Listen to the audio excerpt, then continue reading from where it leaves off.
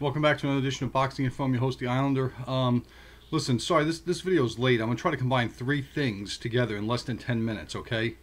The first thing was this video should have been out on Sunday, December 3rd, for a this date in boxing, which was December 3rd, 1982. Again, within a 3-week period of all these other this dates in boxing, a doubleheader was at the New Orleans Superdome, in which they had again, it was closed circuit TV. HBO replayed it like a week or a few days, not even a week, like a few days later, in which the main event was Thomas Hearns taking on WBC Super Welterweight champion Wilfred Benitez at the time, which was a very tactical fight that most people thought a lot more of what was going to happen than what it did, and Hearns won a clear-cut decision. Both fighters were, awarded a knockdown in the fight. Hearns in the 5th round, which was legitimate, where he hit Benitez with a right hand and made him stumble and touch his gloves to the canvas. Benitez scored a knockdown, was awarded a knockdown in the 9th round when he had, I think, it stepped on Hearns' foot while he was throwing a punch, and Hearns went to the canvas. Either way, it was a pretty boring fight in my opinion. But the real reason why this date in boxing is important, December 3rd, 1982, was because of the semifinal fight between WBC Super Bantamweight champion Wilfredo Bazooka Gomes making title defense number 17 against current WBC Bantamweight champion Lupe Pintor of Mexico, who had just got done making, I think, his 8th or 9th title defense earlier in the year in June. And this was a long-awaited fight between Gomes and one of the Bantamweight champions, because they were trying hard to line up a fight with him and Jeff Chandler. It never worked out. And now Lupe Pintor, the natural Puerto Rican-Mexican rivalry, was renewed. And right from the get-go, this fight was easily one of the fights of the year. If it should have been the fight of the year, along with Mancini and Dooku Kim and Pryor and Arguello. 3 weeks separated 3 of the greatest fights of all time. And as I've said before with the 15-round fights, it's very rare in a 12-round fight that you have 2 changes in momentum. This, like Pryor and Arguello, was a signature of a 15-round fight where you had one fighter starting off hot, the other fighter coming on in the middle of the late rounds, and the first fighter who had the momentum early recaptures it at the end. And in this fight, Gomes got off to an unbelievable start. Pintor is normally a slow starter, fought off the ropes for all of the punishment he took. And again, go back and watch this fight on YouTube. These are fights that, and Above Beneath, or I think he's going by Mike Weaver now, understands that these are part of our souls. That when you can't understand why we're disgruntled with the current state of boxing, you watch these fights. They're not for 10, 20, 30 million dollars each, these fighters. They're for hundreds of thousands of dollars, if not just barely over $1 million. And you watch what these guys gave. And Gomes, like I said, Gomes got off to a very fast start, used all the tactics he could, including hitting Pintor with his elbow while he had him trapped on the ropes. For all the punishment Pintor took, and he was enormously renowned for cutting up. He had scar tissue, I think, removed from his eyes in previous years because he had cut up so bad. He was unmarked throughout this fight. But Gomes, who had to struggle to make the weight limit, and remarkably enough, Gomes came in a half a pound under the 122-pound limit, but he was having an awful time making this weight. From dehydration and just the sudden loss of weight, his very high cheekbones swelled up just like they did in the Sanchez fight. And Pintor, as my dad told me, he was the first fighter I actually sat through a world title, a 15-round fight, and watched, was Lupe Pintor.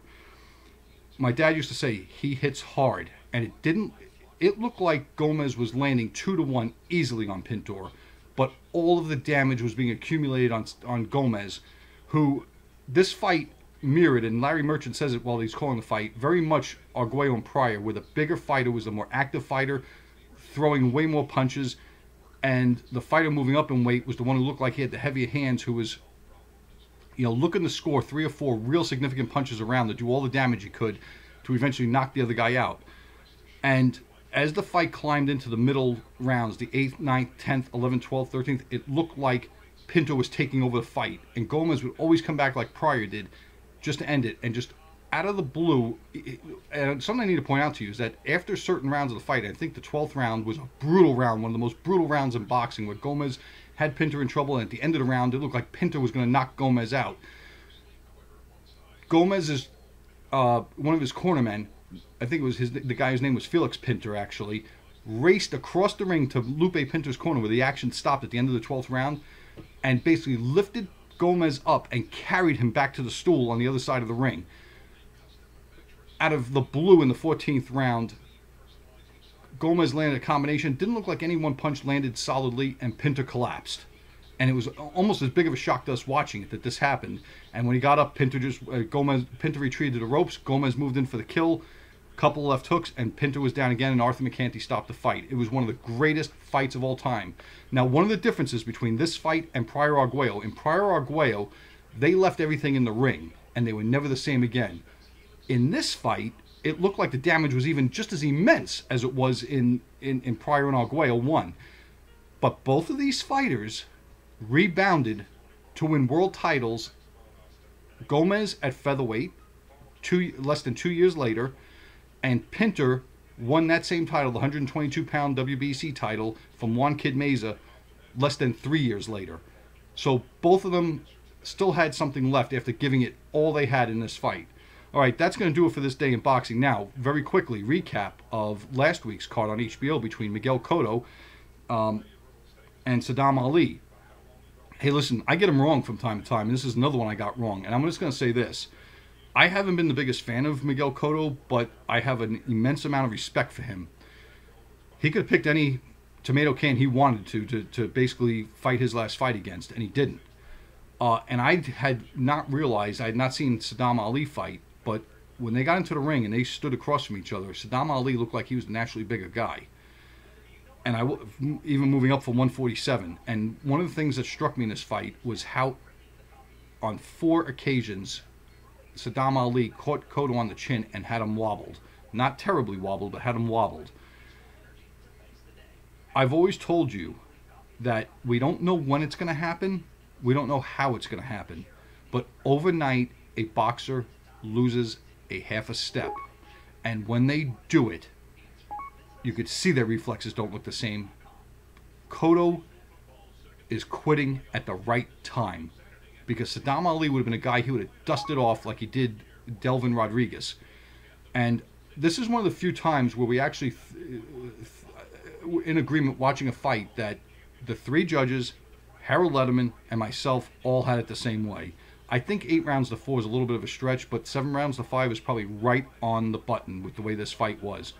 And I will say this, I was a little bit touched by Max Kellerman and HBO's tribute to Cotto, because I think he deserves all of it. And everything that Max Kellerman was saying about him, that if you look at the best win on Pacquiao's record, the best win on Mayweather's record, the best win on Margarito's record, right, that Cotto is the best win for the guys he lost to, and that he is the throwback, in a sense, to the guys I'm talking about with Gomes and Pintor and Arguello and Pryor and Leonard and Duran and Hearns, who tried to fight everybody.